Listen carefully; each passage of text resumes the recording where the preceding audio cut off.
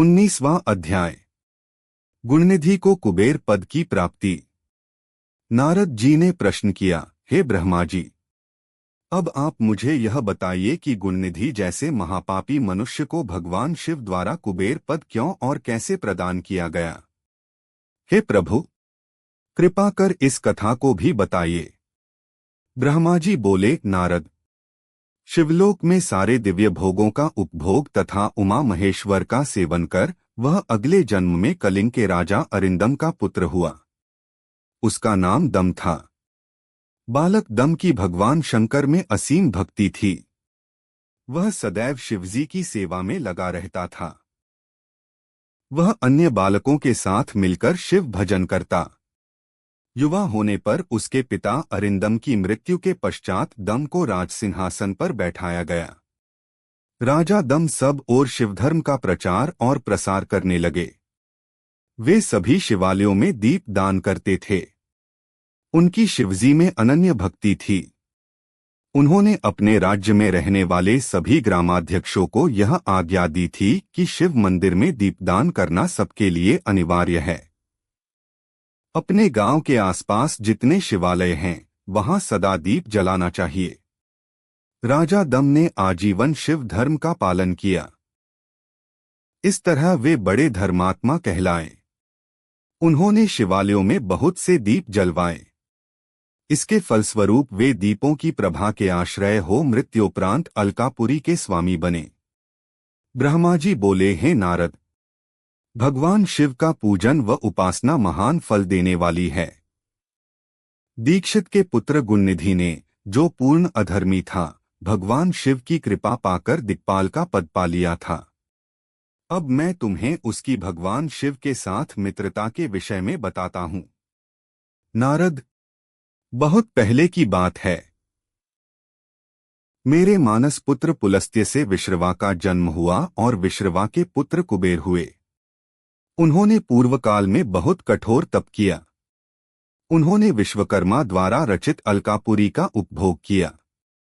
मेघवाहन कल्प के आरंभ होने पर वे कुबेर के रूप में घोर तप करने लगे। वे भगवान शिव द्वारा प्रकाशित काशीपुरी में गए और अपने मन के रत्नमय दीपों से 11 रुद्रों को उद्बोधित कर वे तन्मयता से शिवजी के ध्यान में मग्न होकर निश्चल भाव से उनकी उपासना करने लगे। वहां उन्होंने शिवलिंग की प्रतिष्ठा की। उत्तम पुष्पों द्वारा शिवलिंग का पूजन किया। कुबेर पूरे मन से तप में लगे थे। उनके पूरे शरीर में केवल हड्डियों का ढांचा और चमड़ी ही बची थी। इस प्रकार उन्होंने 10,000 वर्षों तक तपस्या की। तत्पश्चात भगवान शिव अपनी दिव्य शक्ति उमा के भव्य रूप के साथ कुबेर के पास गए। अलकाप्ति कुबेर मन को एकाग्र कर शिवलिंग के सामने तपस्या में लीन थे। भगवान शिव ने कहा, अलकाप्ते, मैं तुम्हारी भक्ति और तपस्या से प्रसन्न हूँ। तुम मुझसे अपनी इच्छानुसार वर मांग सकते हो। यह सुनकर जैसे ही कुबेर ने आंखें खोलीं तो उन्हें अपने सामने भगवान नीलकंठ खड़े दिखाई दिए। उनका तेज सूर्य के समान था। उनके मस्तक पर चंद्रमा अपनी चांदनी बिखेर रहा था। उनके तेज से कुबेर की आंखें चौंधिया गईं। तत्काल उन्होंने अपनी आंखें बंद कर लीं। वे भगवान शिव से बोले, भगवन, मेरे नेत्रों को वह शक्ति दीजिए जिससे मैं आपके चरणारविंदों का दर्शन कर सकूं।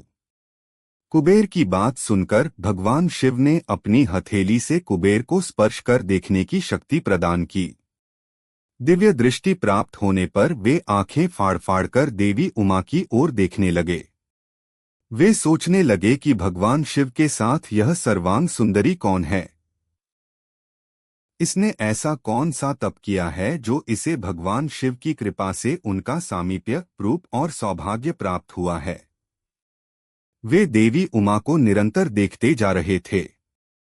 देवी को घूरने के कारण उनकी बाईं आंख फूट गई। शिवजी ने उमा से कहा, उमे, यह तुम्हारा पुत्र है। यह तुम्हें क्रूर दृष्टि से नहीं देख रहा है। यह तुम्हारे तप बल को जानने की कोशिश कर रहा है फिर भगवान शिव ने कुबेर से कहा, मैं तुम्हारी तपस्या से बहुत प्रसन्न हूँ। मैं तुम्हें वर देता हूँ कि तुम समस्त निधियों और गुह्य शक्तियों के स्वामी हो जाओ। सुव्रतों, यक्षों और किन्नरों के अधिपति होकर धन के दाता बनो। मेरी तुमसे सदा मित्रता रहेगी और मैं तुम्हारे पास सदा निवास करूंगा, अर्थात तुम्हारे स्थान अलकापुरी के पास ही मैं निवास करूंगा। कुबेर, अब तुम अपनी माता उमा के चरणों में प्रणाम करो। ये ही तुम्हारी माता हैं। ब्रह्मा जी कहते हैं, नारद, इस प्रकार भगवान शिव ने देवी से कहा, हे देवी, यह आपके पुत्र के समान है, इस पर अपनी कृपा करो। यह सुनकर उमा देवी बोली, वत्स, तुम्हारी भगवान शिव में सदैव निर्मल भक्ति बनी रहे। बाईं आंख फूट जाने पर तुम एक ही पिंगल नेत्र से युक्त रहो। महादेव जी ने जो वर तुम्हें प्रदान किए हैं वे सुलभ हैं। मेरे रूप से ईर्ष्या के कारण तुम कुबेर नाम से प्रसिद्ध होगे। कुबेर को वर देकर भगवान शिव और देवी उमा अपने धाम को चले गए। इस प्रकार भगवान शिव और कुबेर में मित्रता हुई और वे अलकापुरी के निकट कैलाश पर्वत पर निवास करने लगे। नारद जी ने कहा, ब्रह्मा जी, आप धन्य हैं। आपने मुझ पर कृपा कर मुझे इस अमृत कथा के बारे में बताया है। निश्चय ही शिव भक्ति दुखों को दूर कर समस्त सुख प्रदान करने वाली है।